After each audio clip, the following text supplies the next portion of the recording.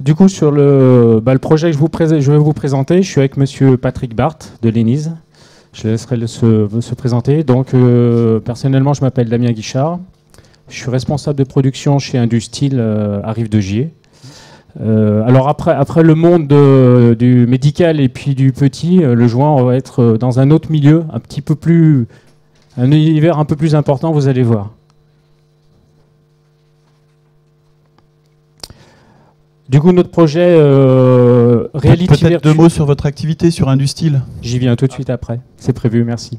Sur le projet, juste que vous sachiez, donc c'est un projet Serious Game immersif, donc il y a de la réalité virtuelle et un Serious Game. Donc c'est 2 sujets en parallèle qui ont été menés avec l'ENISE, M. Barthes, et puis M. Pernel de l'AIP MECA qui est présent aujourd'hui. Alors pour présenter un peu le site, que vous sachiez un peu de qu'est-ce qu'on fait. Donc déjà Industil, ça fait partie du groupe ArcelorMittal, le numéro 1 mondial de l'acier. Plus précisément Industil, on est basé à différents endroits en France et en Belgique.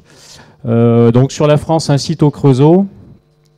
Et puis plus proche de nous, donc un site à Saint-Chamond, anciennement Reforme pour certains, peut-être qui connaissent. Et puis Châteauneuf, à laquelle je fais partie. Alors, quelques chiffres que vous sachiez. Donc, on fait de l'acier, évidemment. 50 à 60 000 tonnes environ par an d'acier. Nos produits peuvent aller jusqu'à 100 tonnes en termes de capacité de poids unitaire. Donc, ça change un petit peu de ce que vous avez pu voir jusqu'à maintenant. En termes de format, on est dans des formats un peu importants, puisqu'on appelle ça, alors, nous, communément, on appelle ça des tôles, mais c'est plutôt des plaques spéciales. Puisqu'elle peut faire 4,5 m de large, aller de 80 à 900 mm, et on est même plutôt sur en ce moment des nouveaux projets allant jusqu'à 1200 mm d'épaisseur. Donc ça, c'est nos nouveaux produits. Et puis en termes d'effectifs, sur le site de Châteauneuf, on est environ 335 personnes actuellement. Le site de Saint-Chamond, ils sont une petite cinquantaine. Donc à quoi sont destinés nos produits ? On a 2 grosses gammes en termes de fabrication, sans rentrer dans les détails. 2 grosses gammes dans ce qu'on appelle les aciers pour l'injection plastique, les produits moules. Alors c'est destiné au final à plein de choses, mais notamment pour l'automobile, donc caractérisé par le slide. Alors soit pour le tableau de bord de voiture, soit pour les pare-chocs, soit pour les caisses de pick-up aussi. Donc nous, on fournit un gros bloc d'acier après des intermédiaires qui vont les découper ou les usiner pour les utilisateurs finaux. Alors la chaîne se raccourcit puisqu'on est en projet de travailler avec Renault pour des futurs modèles, directement avec eux, de façon à être au plus près et au plus réactif pour aider nos clients. Ensuite, les autres grosses gammes de produits qu'on peut avoir, ce qu'on appelle l'acier pour la chaudronnerie spéciale. Donc, alors là, c'est un ensemble de tôles, alors beaucoup moins épais que ce que vous avez pu voir auparavant, donc en termes de format. Par contre, avec des dimensions plus importantes en termes de longueur ou de largeur. Donc, diverses applications, mais principalement raffinerie, pétrole, même si en ce moment le marché est plutôt faible, le gaz thermique et aussi le nucléaire. Autre gamme qu'on peut avoir en termes de fabrication, donc ça c'est plutôt pour des futures machines, alors en termes de grosse industrie là aussi, donc avec différents formats. Donc les photos vous montrent qu'on est capable de faire un peu tous les formats possibles à partir de découpes avec des commandes numériques. Donc là les applications, ça peut être des bâtis de machines type presse, ça peut être les crémaillères pour des plateformes pétrolières. Et puis après, ou des ensembles pour aimants, ou pour des chenilles pour la fabrication future de pétrole pour aller faire de l'extraction. En termes de processus, sur le site de Châteauneuf, donc on a une aciérie, c'est-à-dire qu'à partir de ferraille qu'on récupère ou qu'on rachète, du coup on a une aciérie, on a un processus après de parachèvement, tôlerie, traitement thermique. Alors ça rentrait dans les détails, c'est pas l'objectif de la présentation. Simplement notre aciérie, c'est à partir d'un four, c'est pas une coulée continue, comme ça peut l'être dans certaines usines sidérurgiques.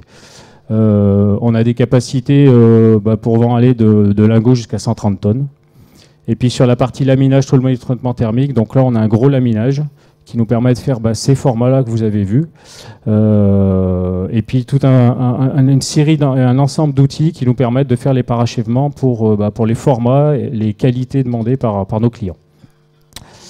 Et un certain nombre de fours de traitement thermique. Alors évidemment, ces produits-là, ça ne se déplace pas tout seul, parce qu'entre les différents ateliers et entre les différents outils, on a besoin de les déplacer. Donc c'est avec des machines type pont roulant, et ça va être l'objet un petit peu de notre projet qu'on a mené avec les équipes de l'ENIS et l'AIP MECA. La genèse en fait de ce projet, c'est que moi j'ai rencontré Patrick il y a environ 4 ans, lors d'une présentation un peu comme aujourd'hui à l'ENIS, où il y avait un petit peu les premiers symptômes, les premiers gestes sur la réalité virtuelle et sur les applications de l'époque. On est régulièrement informé au niveau du site de ce qui se passe dans le futur. Donc la sidérurgie se doit aussi quand même d'avancer, d'évoluer.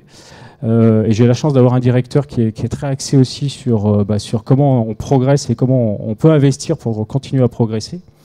Et du coup, j'ai reçu cette invitation, je m'y suis présenté et j'ai assisté à un colloque comme aujourd'hui. Et j'ai rebondi en fait sur le fait qu'est-ce qu'on pourrait faire dans nos ateliers pour pouvoir progresser aussi par l'intermédiaire de ces nouvelles technologies, de ce monde numérique qui nous était il y a encore 4 ans un peu étranger dans le milieu de l'acier.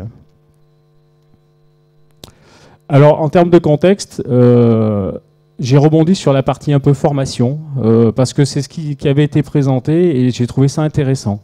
Alors j'évoquais, nous, nos moyens pour déplacer nos produits. On utilise tout simplement des moyens de manutention, alors type pont roulant. Alors pont roulant, beaucoup d'entreprises ont ce type d'installation. La seule différence, c'est qu'on a des produits très lourds et donc on a des ponts avec des capacités très importantes de 150 tonnes, voire 200 tonnes. Et toutes les manipulations peuvent générer des risques très importants pour les utilisateurs ou pour le monde qui travaille tout autour. Donc notre objectif premier d'Industeel et d'ArcelorMittal, c'est la sécurité, que personne ne se fasse mal. Et on a toujours des actions quotidiennes et continues pour œuvrer en ce sens. Et sur l'alimentation, il y avait déjà plein de choses qui existaient, mais on voulait encore donner un nouvel essor, un nouveau coup de boost en termes de sécurité. Donc l'idée qui nous a apparue, quand on a beaucoup échangé avec Patrick, c'est comment mettre en place en fait une approche de formation un peu innovante, un peu différente, pour pouvoir être plus efficace. Alors pas forcément en termes de durée, mais en tout cas en termes d'imprégnation des risques potentiels par rapport à ce type d'opération. Juste en quelques mots sur le contexte, toujours, nos ponts se pilotent de différentes façons, soit en cabine, soit à partir de radiocommande. Et dans ces cas-là, la personne peut être assez proche de la charge avec les risques que ça peut générer. Ensuite, on a plusieurs types de manutention et de moyens pour déplacer nos produits. Alors, soit comme la photo en haut à droite avec des aimants, donc là c'est système magnétique, où on déplace nos produits, ou des systèmes comme la photo de dessous, c'est ce qu'on appelle des ponts à pattes. Donc ces différents systèmes en fait génèrent différents risques potentiels. Ce ne sont pas les mêmes, donc l'approche là aussi est toujours différente.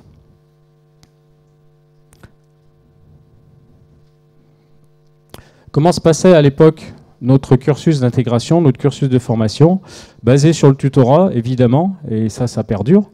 En tout cas, il y avait une journée théorique à l'ensemble des règles qui existent, et cette journée existe toujours, elle n'est pas supprimée. Et puis après, une approche tutorat avec un pontier confirmé, et puis un accompagnement managérial pour s'assurer que la personne au quotidien appréhende tous les risques potentiels et les connaisse et se mette en position d'éviter toute blessure. On passait sur de l'intérim, et ça c'est toujours le cas, comme beaucoup d'entreprises dans notre domaine. Donc parfois nos intérims peuvent être très compétents, mais n'ont pas forcément une approche technique très, très poussée. Les notions de ballon, des notions de capacité de pont, des notions de calcul de poids, ce n'était pas toujours perçu de manière optimale. Donc tout ça faisait qu'on avait un réel besoin de passer à une vitesse supérieure. Du coup, avec Patrick, on a un peu réfléchi. On s'est dit comment on peut approcher le sujet. Donc, et puis, avec l'aide de l'ENE aussi, qui nous a aidé et puis qui nous a permis de nous mettre en relation avec la IPMECA de façon à travailler en fait sur ces deux approches, le serious game, la réalité virtuelle, avec deux objectifs. Toujours un objectif global, toujours le même, la sécurité, mais deux objectifs un peu différents. Une notion de mise en situation, donc la réalité virtuelle. Donc là, déjà appréhender un peu comment on peut réagir à vide, en charge, et pas tout de suite sur le terrain avec la crainte, parce que c'est souvent ça ce qui passait, c'est que nos apprentis étaient toujours dans une phase de crainte, en tout cas les premières semaines. Parce que comment ça réagit, malgré le tutorat, mais en tout cas, quand il faut prendre un pont avec une tôle de 100 tonnes, il y a toujours une part de peur. Donc ça, c'était vraiment la notion de réalité virtuelle. Et puis, on a voulu le compléter aussi, en tout cas, pour l'apprentissage, mais par rapport aux règles existantes, et donc du coup, du serious game. Donc là, le jeu est venu s'insérer pour que tout au long de la formation et du cursus et du jeu global, la personne puisse vraiment appréhender tout ce qui est nécessaire de savoir, et puis aussi des nouvelles notions qu'ils n'avaient pas forcément, comme je disais, de capacité, de poids et autres.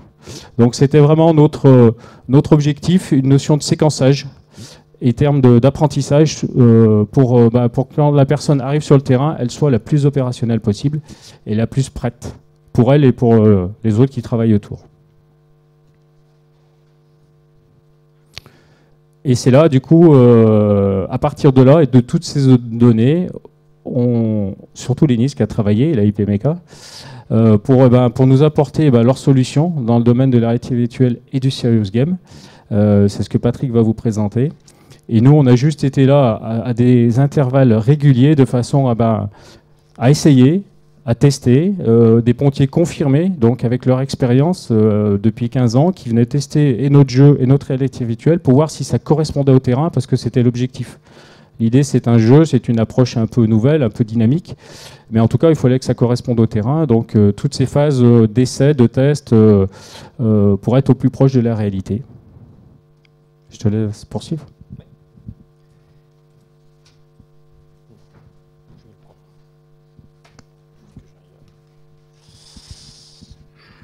Voilà, donc concrètement, à la sollicitation et à l'initiative de la mise en contact qui avait été faite initialement par l'ENE, qui était en contact également avec Industil et qui avait bien repris ce besoin de Damien, on a essayé d'initier un projet. Donc tout d'abord, l'ENISE, pour ceux qui ne connaissent pas, l'École nationale d'ingénieurs de Saint-Étienne. Voilà, quelques chiffres, je ne vais pas tous vous les détailler, c'est pas ce que vous êtes venu voir aujourd'hui, mais voilà, on représente entre 860 et 1000 étudiants avec les apprentis.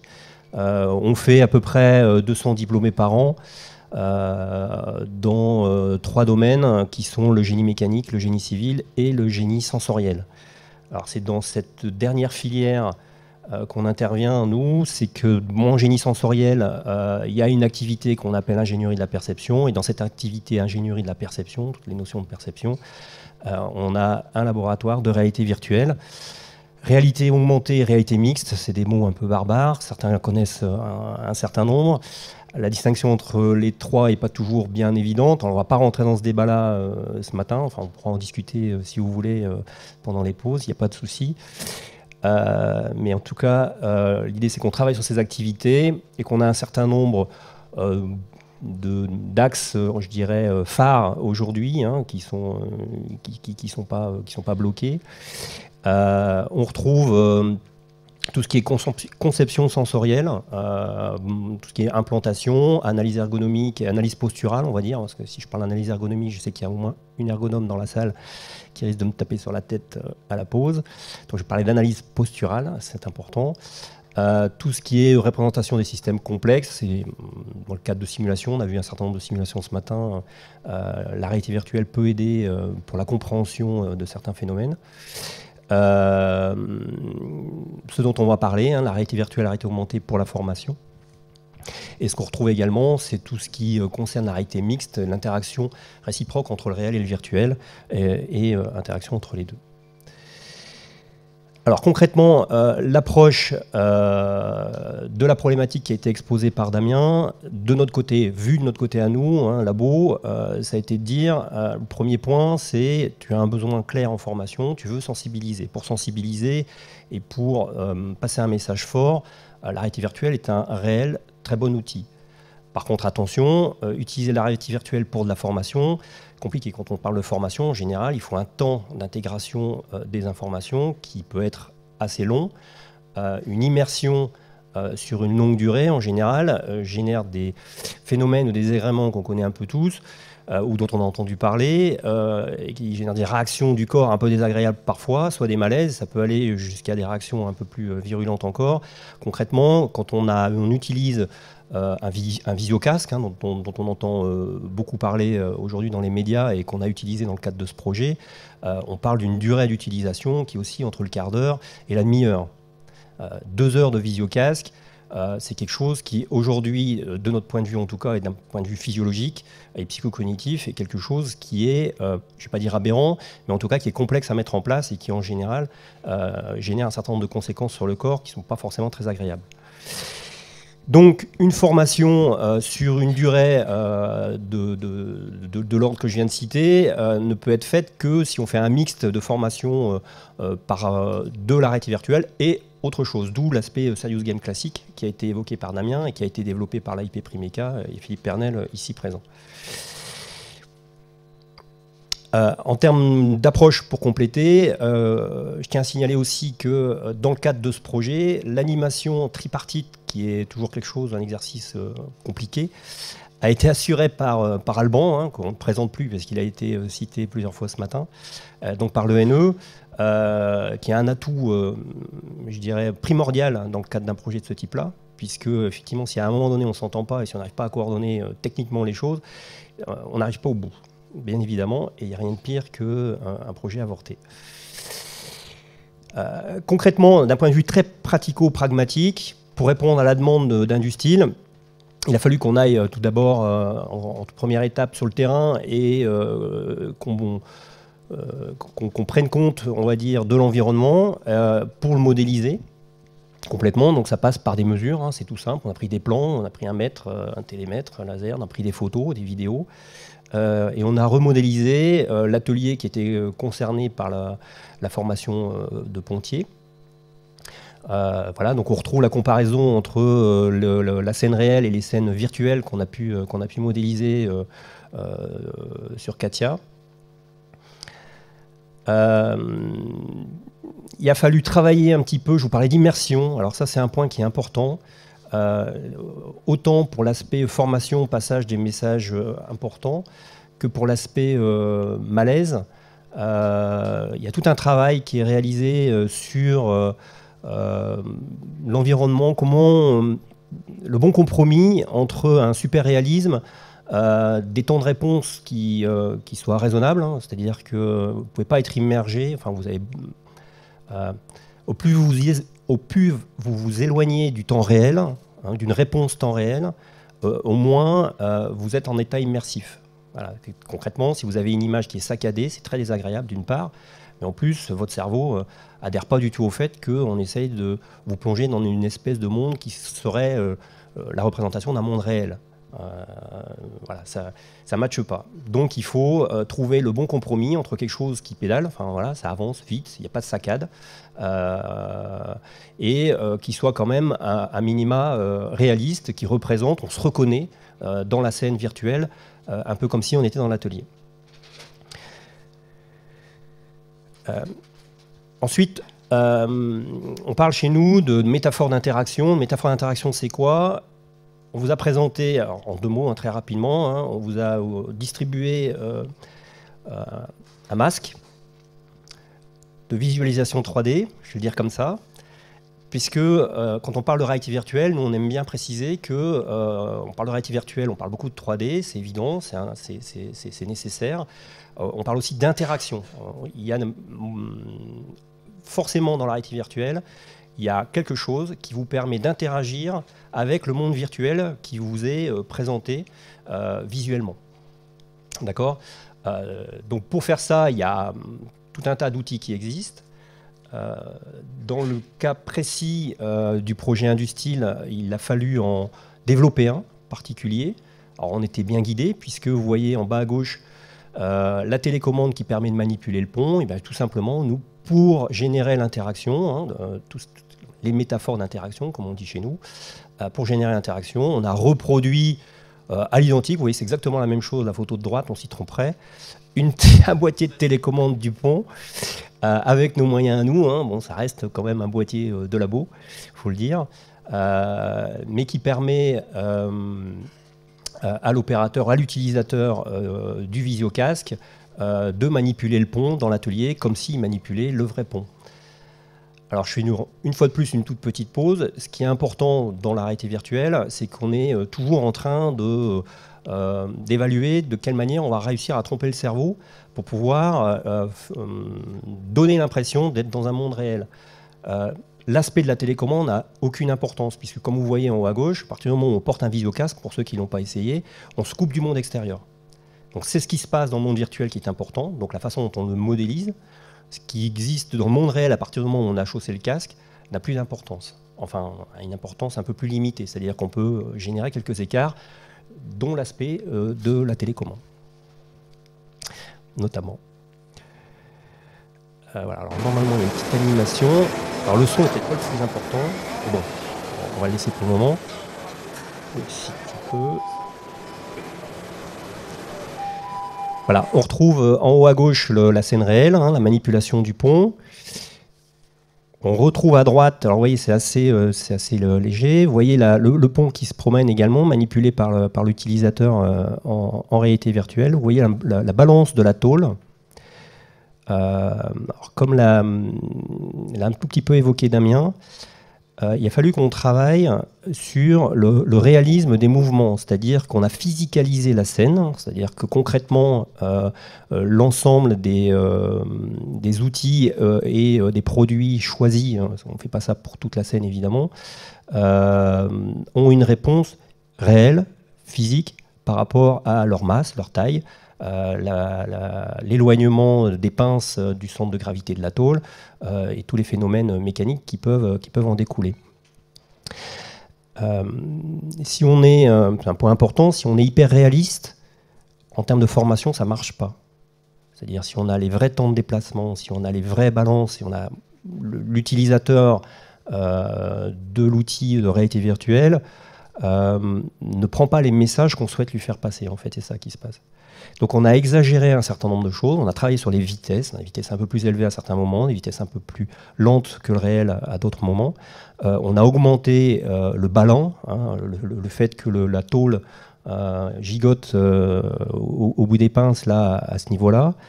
C'est simplement qu'on a souhaité sensibiliser l'opérateur au fait que s'il a des mouvements ne serait-ce qu'un tout petit peu brusques, on a effectivement cette tôle qui bouge. Et dans le monde réel, avec une tôle de la taille et du coût que vous pouvez imaginer, tels qu'ils sont manipulés chez Industyle, on n'a absolument pas droit à l'erreur. Donc il faut qu'il soit hyper vigilant, il faut qu'il manipule la télécommande, et non pas par des mouvements brusques, mais par des caresses, quoi. Voilà, soyons très clairs, si tu en mode simulation, en mode formation, si tu n'arrives pas à être très vigilant sur ces aspects-là. Forcément, vous voyez, il y a un certain nombre d'indicateurs sur l'écran en haut à droite. Il perd en termes de performance, il perd en termes de sécurité, s'il n'est pas tout à fait prudent. Et tout ça est un peu exagéré par rapport au réel pour l'inciter à un maximum de dextérité et de prudence sur le terrain. Voilà, le dernier point, ça a déjà été évoqué. On l'a fait évaluer cet outil par des pontiers confirmés et il y a eu un retour très positif par rapport au réalisme et en tout cas par rapport à l'intérêt de l'outil de formation pour ces manipulations. Le dernier point, c'est toi qui le commente, Damien, je crois. Oui, donc, du coup là, on a Aujourd'hui, on est en phase opérationnelle, c'est-à-dire que quand une personne, alors que ce soit un nouvel intérim ou quelqu'un qui change de métier, qui se dirige vers un métier de pontier, il passe par le cursus de tutorat évidemment, parce que ça ne le supprime pas, mais en tout cas il passe aussi par ce phase de réalité virtuelle et de Serious Game, et s'il n'est pas au pourcentage attendu, il ne sera pas habilité, autorisé, tant qu'il ne sera pas au pourcentage. Il y a aussi une notion de performance qu'on n'avait pas forcément avant, qui aujourd'hui est pris en compte, c'est-à-dire que les gens savent qu'il y a un résultat minimum à avoir pour pouvoir aller vers ces métiers-là. Donc ça a été notre première étape.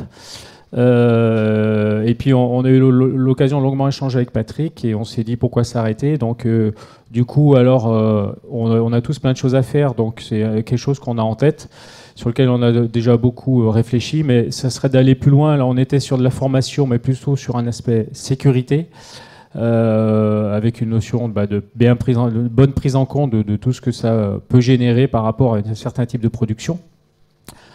L'autre aspect où on voudrait aller maintenant, c'est sur du savoir-faire. C'est-à-dire là, ça rentrait dans les détails, mais nos produits, vous avez vu, le produit qui se déplace, ils peuvent être longs. Nos clients nous demandent une certaine planéité à leur fournir. Donc on a une presse qui est en photo, une presse de 12 000 tonnes, et on a 3 personnes qui travaillent dessus pour pouvoir mettre en conformité la planéité demandée par le client. C'est un métier de savoir-faire, c'est un métier d'œil. Donc là, on aimerait aider en fait nos opérateurs à pouvoir être plus opérationnels en termes de formation et aussi, pourquoi pas, en termes de productivité, il ne faut pas se le cacher. Donc on a déjà un peu travaillé dessus, on a un peu réfléchi et ça pourrait être notre prochaine étape. En tout cas, c'est comment les aider dans la notion de déformation des produits, dans la notion de par la réalité virtuelle ou projetée. Puisque tu l'as évoqué, pour pouvoir visualisation des défauts et puis pouvoir faire les bonnes opérations pour attraper les déformations constatées plus vite, tout en sécurité évidemment. Donc ça c'est le sujet qu'on a maintenant, sur lequel on voudra aller dans les mois qui viennent. Donc ça ne s'arrête jamais finalement, parce qu'après on aura d'autres idées. Merci à vous. Merci bien.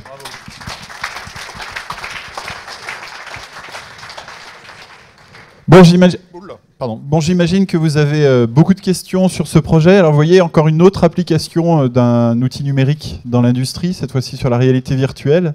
Est-ce que ça vous suggère des questions? Est-ce que ça... Non? Ça vous laisse... Ah, j'ai mon meilleur client. Vous l'avez fait pour améliorer la sécurité. Vous aviez un indicateur avant. Est-ce que vous avez maintenant les données pour savoir quel est l'impact sur cet indicateur? C'est une bonne question. En fait, en termes d'indicateurs, on n'avait aucun événement humain sur ce type d'opération. Donc on pourrait dire pourquoi aller vers ça. Tout simplement parce qu'on avait des indicateurs matériels d'événements. On les suit chaque année. C'est-à-dire que qu'est-ce que ça peut être un indicateur matériel? C'est... vous avez une tôle qui se déplace au moyen d'aimants, on a un problème technique, la tôle tombe. Ça peut arriver, c'est arrivé, donc c'est un indicateur. Donc là, il y a l'aspect technique qui rentre en jeu de l'outil. Ça ne devrait pas tomber. Il n'empêche que la technique, elle peut avoir des avaries. Donc c'est surtout après la perception des risques des gens et la notion d'habitude. En fait, le plus gros danger, c'est la routine et d'oublier les dangers par la routine qui s'installe.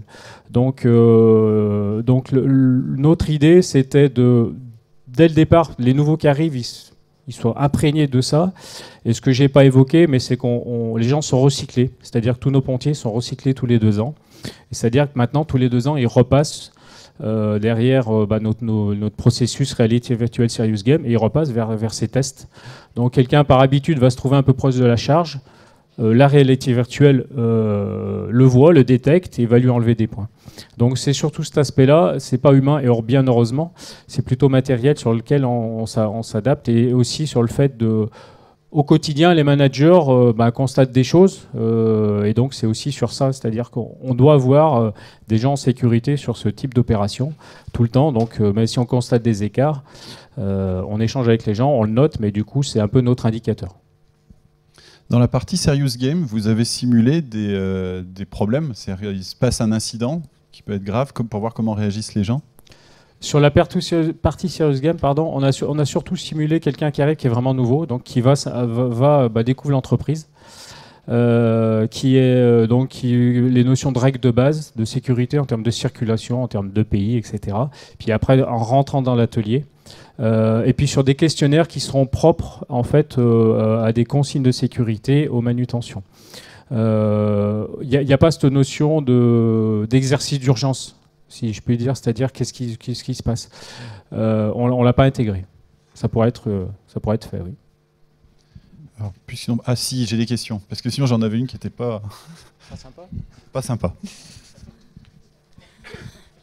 Oui, bonjour, Hélène Cos, l'ergonome en question. Donc moi j'interviens parce qu'effectivement, pour développer votre outil, pour de la formation et pour des nouveaux, donc pour voir si, pour les pas les habituer, mais pour leur apprendre un peu à appréhender le risque. Mais vos données d'entrée pour cet outil, c'était donc le risque, la sécurité. Oui. Et est-ce que vous avez pensé à utiliser en données d'entrée justement tous les savoir-faire de prudence et autres que développent les pontiers, justement en cas d'accident, qui leur permettent d'avoir aussi des réactions appropriées? Et est-ce que vos données d'entrée, elles viennent juste d'un retour d'expérience, ou est-ce qu'il y a des analyses, des observations plus fines faites sur l'activité des gens et qu'est-ce qu'ils mettent en place pour arriver à faire ce qu'ils ont à faire? Alors chaque événement technique ou humain qu'on peut avoir sur le site est analysé par une enquête. Et cette enquête apporte un certain nombre d'actions matérielles, humaines, organisationnelles.